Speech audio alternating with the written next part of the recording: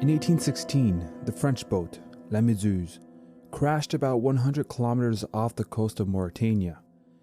It was carrying 400 people, but because there wasn't enough lifeboats, 147 passengers had to sail on a raft made out of the Medusa's debris. This was bound to end up catastrophically, and it did. The passengers were out in the sea without food or water for 13 days. When the raft was found, only 15 survivors were left. They had been gone through starvation, dehydration, had witnessed murders and suicides, and were eventually forced to practice cannibalism. This shocked the French public. It caused even more controversy when it was shown that the cause of the wreck was the captain's lack of experience, and the reason he got his position was through his connections in the corrupt French government.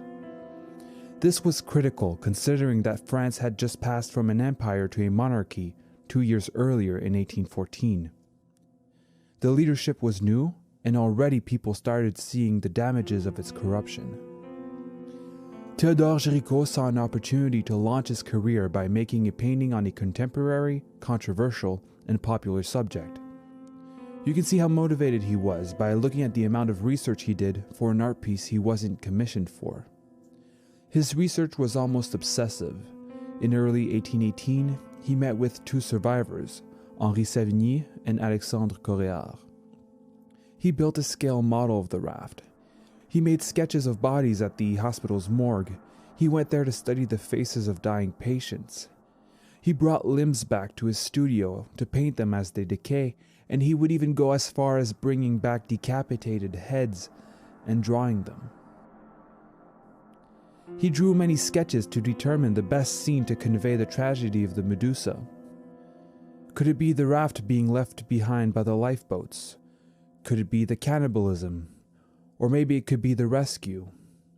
ژریکو finally chose to paint the moment where the passengers see, in the far distance, their possible rescuers. This way, he can show the last agonizing moments of this event. This is the portrait of a man not wanting to let the naked body of his son be taken by the sea. He is completely hopeless, knowing that even if he is saved, the pain, the suffering, and the grief wouldn't be over. Then you look at his neighbor, the disturbed man in the darkness, tearing his hair out, and you wonder, which of these 2 men have it better? As you move up, though, you see more and more hope, starting with this man pointing towards the ship and finally ending with the African man waving his handkerchief, desperately hoping to get saved.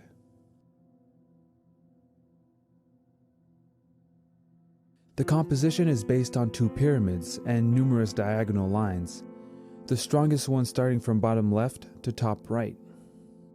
ژریکو was heavily influenced by Peter Paul Rubens, and this diagonal line can be put in parallel with Rubens' triptych painting, The Elevation of the Cross. By doing that, we can see how both lines are composed with the use of contrast, bodies, and extended limbs. A notable fact about this painting is that 20-year-old Eugène Delacroix makes an appearance in it as a model.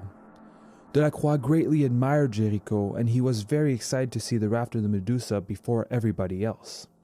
If you don't know Eugène Delacroix, then you may know him for his very famous painting, Liberty Leading the People, which we made a video about.